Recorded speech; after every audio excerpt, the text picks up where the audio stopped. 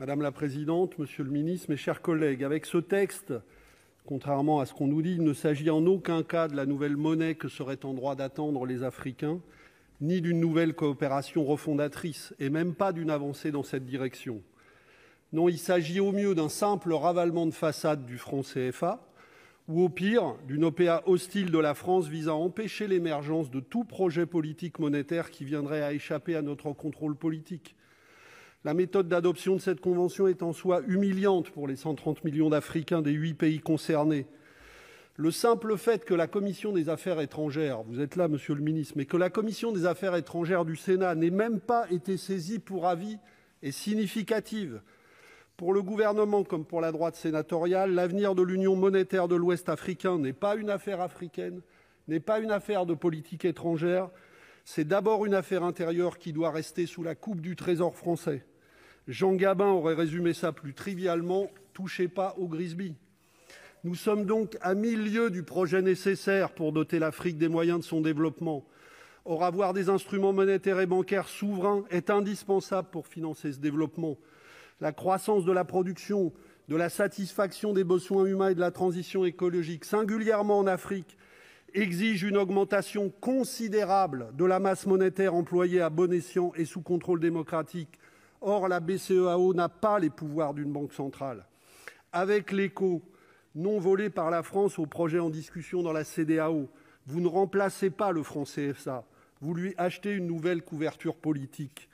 Notre rapporteur indique d'ailleurs clairement dans l'avis rendu à la Commission des finances qu'avec cet accord, je cite, « il s'agit simplement d'une modification des modalités techniques opérationnelles de suivi de la garantie » ou encore plus loin, que la fin de la présence française au sein des instances techniques ne signifie pas la fin du dialogue technique et politique.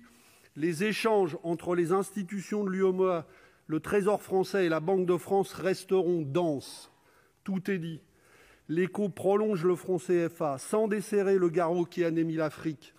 Ce défaut de souveraineté monétaire continuera mécaniquement à générer un endettement croissant en devises étrangères avec des taux d'intérêt élevés qui pèsent contre le développement humain et économique de l'Afrique.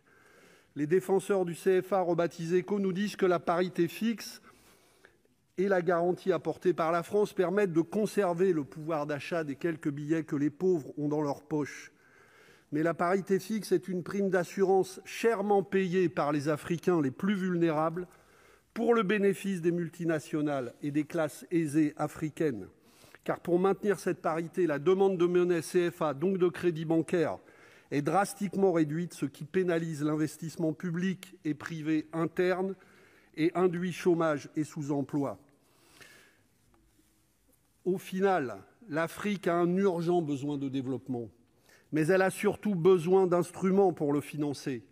À l'heure où nous nous endettons comme jamais pour nous protéger de la pandémie, jusqu'à quand laisserons-nous l'Afrique dans le dénuement et la dépendance ? L'avenir appartient à des instruments de création monétaire souverains, nouveaux pour les peuples, à une réforme du système international. Et d'ailleurs, nous soutenons pour cela, sans attendre, la mise à disposition de droits de tirage spéciaux nouveaux, notamment les DTS non utilisés actuellement par les pays riches, en faveur des pays pauvres.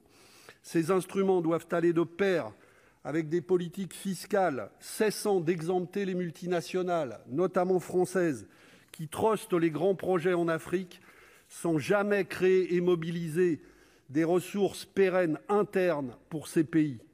Le projet qui nous est soumis est à 1000 lieues d'une telle logique. Il ne vise qu'à perpétuer une tutelle monétaire. Nous voterons contre ce texte.